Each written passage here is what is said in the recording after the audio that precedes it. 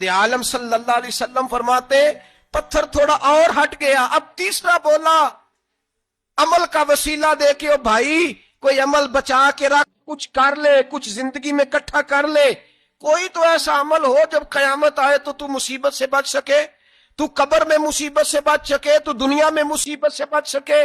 میرے رسول پاک سید عالم صلی اللہ علیہ وسلم فرماتے تیسرا بولا، کہنے لگا اے اللہ تو جانتا ہے میں جوان، میں رانا، میں حسین، مجھے عورتیں دعوت دیتی تھی، اپنی طرف مائل کرتی تھیں، لیکن میں کسی پر نہ دیکھتا، بس ایک چچا کی بیٹی پہ میں عاشق ہو گیا، اس کے میں قریب جانے لگا، بلانے لگا، 100 دینار بھی اکٹھے کیے اس کو دینے کے لیے۔ ایک ایسا وقت آیا کہ وہ راضی بھی ہو گئی، اے اللہ تنہائی بھی آ گئی، یوں سمجھ لو کہ میں جوان بھی، حسین بھی، مالدار بھی، میں چاہوں تو ایک ایک دن میں 4 دفعہ میں بدکاری کر سکتا تھا۔ اے اللہ ساری خوبیاں تھیں، وہ بی بی میرے پاس آئی، کمرہ، تنہائی، کوئی دیکھنے والا نہیں تھا۔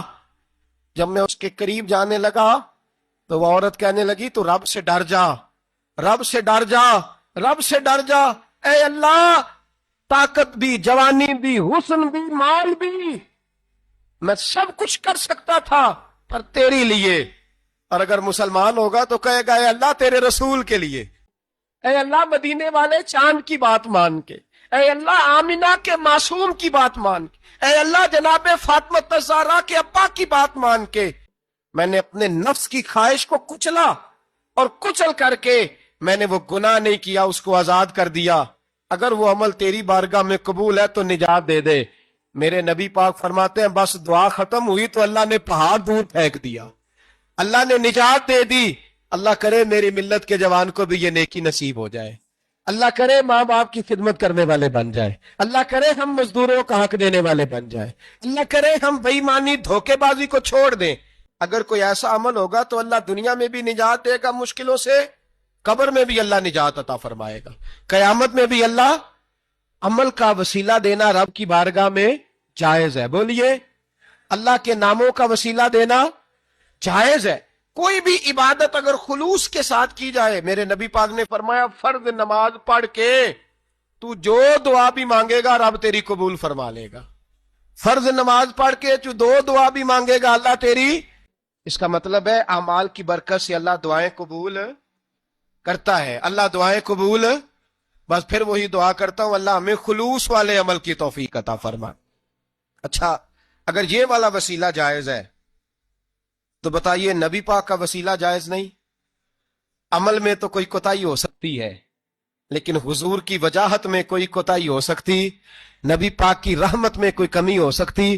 ادھر سنو ایک پہلو ذرا گہرائی سے، ایک بات عقیدے کی اس کو یاد رکھنا، اللہ کو کوئی بندہ نا مجبور نہیں کر سکتا کہ ہم نے نبی پاک کو لا کے کھڑا کر دیا ہے تو اللہ مجبور نہیں ہو گیا، یہ سمجھ لیں اللہ مجبور ہے۔ ایک مجبور ہوتا ہے، ایک پیار ہوتا ہے، ان دونوں چیزوں میں اللہ کو اپنے رسول سے پیار ہے۔ نبی پاک فرماتے ہیں میں دعا کرنے گیا اے اللہ میری امت پہ قحط نہ آئے، اللہ نے فرمایا ابھی نہیں آئے گا۔ اے اللہ میری امت کے چہرے نہ بدلیں، گناہ کریں تو مسخ نہ ہو، ابھی نہیں بدلیں گے۔ حضور فرماتے ہیں میں نے ہاتھ اٹھایا کہ اللہ یہ آپس میں لڑے نہ، توجہ کرنا جملوں پہ، اے اللہ یہ آپس میں لڑے نہ۔ اللہ یہ بھی کہہ سکتا تھا ابھی یہ نہیں قبول کرنی دعا، اللہ بے نیاز ہے نا، چاہے قبول کرے اور چاہے، توجہ کرو غور کرو بات پہ، اللہ چاہے تو قبول کرے چاہے تو، اے اللہ میری امت لڑے نہ، تو یہ نہیں فرمایا حبیب قبول نہیں کرتا، کہ محبوب یہ دعا مجھ سے مانگ ہی نہ، اے حبیب تو دعا مانگ، تو مانگے میں قبول نہ کروں، یہ ہو نہیں سکتا، اس طرح کر یہ دعا مجھ سے۔ نبی پاک نے منافقین کے لیے دعا کرنی چاہیے کہ اے اللہ، اے مولا تو مہربانی فرما، اے اللہ کرم فرما، منافقین کو بھی بخش دے۔ تو میرے رسول پاک علیہ السلام فرماتے ہیں رب کریم نے مجھے منع کیا، اے محبوب یہ والی دعا، یہ دعا ہی نہ مانگ، یہ دعا اللہ کو کوئی مجبور کر سکتا، لیکن اگر اللہ پیار کرے تو بھائی دنیا داری کا، چودھری صاحب کا، مولوی صاحب کا، پیر صاحب کا ایک عام مشہور مقولہ ہے، فلاں بندہ آ گیا تھا اس کو میں انکار نہیں کر سکتا تھا، کیوں جی؟ وہ بندوق لے کے آیا تھا، کر دینا تھا انکار. فلاں آدمی آ گیا تھا، پھر میں اس کو انکار، اور فلاں بندے کو ساتھ لے آیا تھا، اس کو انکار ہو سکتا؟ کیوں جی؟ دو باتیں ہوتی ہیں، یا پیار بڑا ہے یا عزت بڑی ہے. دو ہی باتیں ہیں، یا میں اس سے پیار بڑا کرتا ہوں یا میں اس کی. اللہ اپنے نبی سے پیار بھی بڑا کرتا ہے اور اپنے نبی کی عزت بھی بڑی فرماتا ہے. بس یہ سمجھ لے بات. وسیلے کا معنی یہ ہے کہ اللہ اپنے نبی سے پیار کرتا ہے، اپنے محبوب کو اللہ بڑی عزت عطا فرماتا ہے. نبی پاک سید عالم صلی اللہ علیہ وسلم کے وسیلے کا یہ حال تھا کہ صحابہ ہر کام کے لیے دروازہ رسول پہ پہنچ جاتے تھے. پیاس لگی تو حضور کے پاس، بھوک لگی تو نبی پاک کے پاس. حضرت ابو ہریرہ کو حافظہ چاہیے تو نبی پاک کے پاس، کسی کو اولاد کی ضرورت ہے تو وہ رسول پاک کے پاس، کسی کو طاقت کی ضرورت ہے تو وہ بھی نبی پاک کے پاس. ہر آدمی جاتا تھا، انہیں پتا تھا دیتا خدا ہی ہے پر وسیلہ مصطفیٰ دیتا ہے صلی اللہ علیہ. اور حضور نے فرمایا انما انا قاسم، بخاری مسلم ہے، فرمایا میں تو بانٹنے والا ہوں، میں قاسم ہوں، میں قاسم ہوں. واللہ یؤتی، ہاں عطا کرنے والا اللہ ہے، میں قاسم ہوں اور دینے والا اللہ ہے. صحابہ ہمیشہ نبی پاک کے واسطے سے دعا مانگتے، انہیں پتا تھا اگر تیرے واسطے سے مانگوں تو کوئی دعا بے اثر نہ ٹھہرے. ترمذی شریف، ابن ماجہ، دیگر تمام کتب میں امام احمد نے اپنی مسند میں نقل کیا. حضرت عثمان ابن حنیف کہتے ہیں میں نبی پاک کے پاس بیٹھا تھا تو ایک نابینا صحابی آئے، عرض کرنے لگے یا رسول اللہ صلی اللہ علیہ وسلم میں نابینا ہوں، میرے لیے دعا کریں، اللہ مجھے آنکھیں عطا فرمائے، دعا کریں. اب حضور نے پتا کیا کہا؟ نبی پاک نے فرمایا دو باتیں ہیں، یا تو صبر کر لے یا میں دعا کر دیتا ہوں. صبر کرے گا تو اللہ جنت دے گا، یا تو صبر کر لے یا میں. صحابی بڑے پیارے تھے، کہنے لگے یا رسول اللہ جنت تو اللہ اپنے فضل سے دے گا ہی، میں نے نہیں صبر کرنا، مجھے آنکھیں چاہیے. اور پھر یہاں آ کے صبر کروں، این خزانے کے پاس جا کے صبر کروں؟ حضور میں نہیں صبر کرتا، آپ دعا کریں. نبی پاک نے دعا سکھائی، فرمایا دو نفل پڑھ جا کے اور دو نفل پڑھ کے میرے وسیلے سے دعا کر.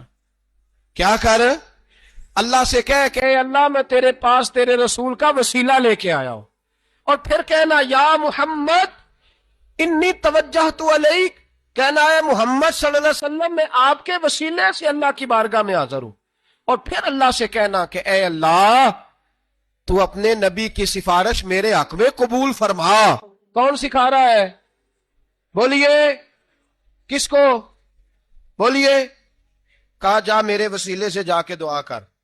حضرت عثمان کہتے ہیں وہ چلے گئے، دو نفل پڑھے، حضور کے وسیلے سے دعا مانگی.